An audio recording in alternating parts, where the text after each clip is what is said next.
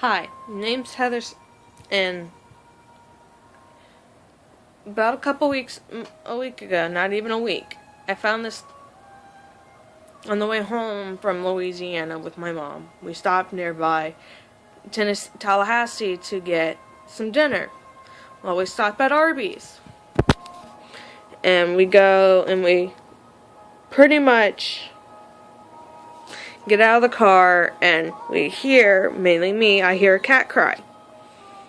And I turn around and there's a van right across on the other side of the area with us, on the same street, but across from us. And I'm looking, and then I see a little kitten, comes out from underneath it, and sits there and looks at me and cries.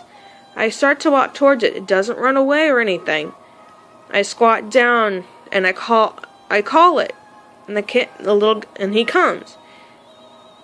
And he looks like he's dehydrated, which it was. And it was skinny because he obviously wasn't been fed. But I knew that he could not be a stray. He had to belong to someone. But I look around, there's no apartments, there's no housings, not really any, there was a motel across the street, but there was no cars there. So he obviously didn't come from there. So I pick him up and I start to walk towards Arby's where we were eating. And I put him down. I go in and he's following me, crying hysterically. We ordered our food. We grab it. I take my sandwich and I go outside and I start to feed it some of the meat, which it was devouring because it was hungry. And then my mom comes out with a little bit more of her meat, and we feed it more. Mom then goes inside, finishes up her dinner, even though I already finished by the time she's already finishing up. And one of the employees from Arby's comes out to, I guess, light a cigarette. And when she comes back, she's like, "Is that cat yours?" And I'm like, "No, he has to be. He's not mine. He's a stray or something." And we were talking that she said if she could, she would take him. But she lives in a place where she can't take the cat, which I don't mind because I already was falling in love with the little guy. Well, Mom comes out and then goes back in after giving me the meat, and the manager comes out, noticing that I was messing with petting a cat, and told my mom was investigating, figuring out how he got there, what happened. Turns out later that afternoon, someone in a van, don't know the color, don't know the license plates or anything because I wasn't there until later that night. Manager saw the van pull up into their parking lot and noticed that they put something out of their car, but just thought it was garbage or trash, but then realized as the car was driving off, it wasn't garbage or trash. It was a kitten that was running after the vehicle, wanting to go back with them. But they obviously didn't care. They drove off and never thought twice about it. When we got to it, it was skinny, dehydrated, hungry. So we snuck it into a hotel. We gave it some food, and on the way to the hotel, this kitten did not cry. Just wasn't scared of me. All this little guy wanted was attention, loving, and he was perfect. He was a good little guy. I don't understand why anyone could do such a cruel thing to this little guy. But that's not the worst of it.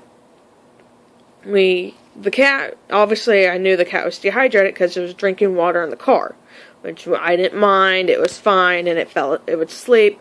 Well, we get to the hotel. My mom leaves to go get some supplies for the little guy.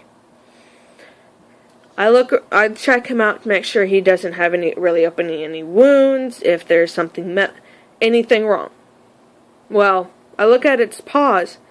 Its nails it seems like the people that dropped him off were purposely trying to make the cat suffer and hurt.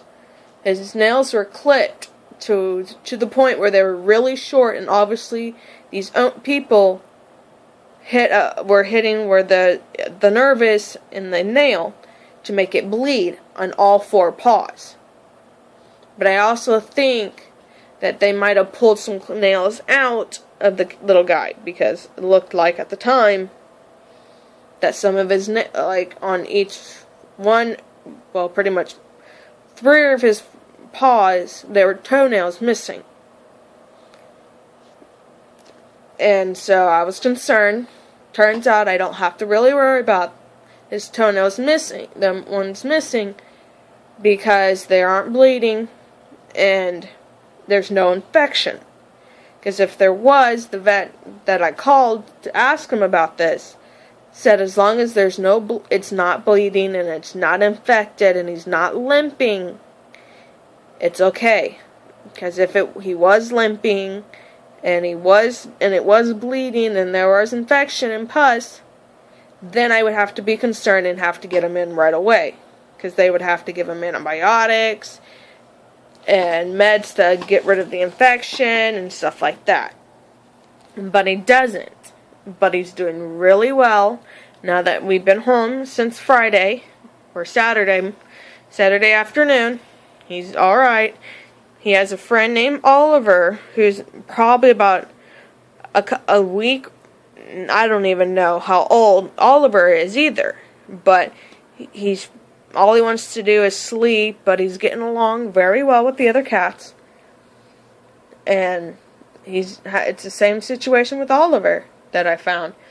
But I found him before I found Milo, which I named the one that I found at Arby's near Tallahassee. And then the other one is Oliver, who I found at a Steak and Shake near me. But he doesn't have any really back history because he was really small. And he wasn't scared.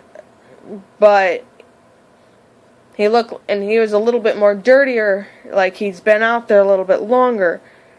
But I don't know if something happened to his mother or an owner did this to him. But he had everything was perfectly fine with him. But they now both of them live with me.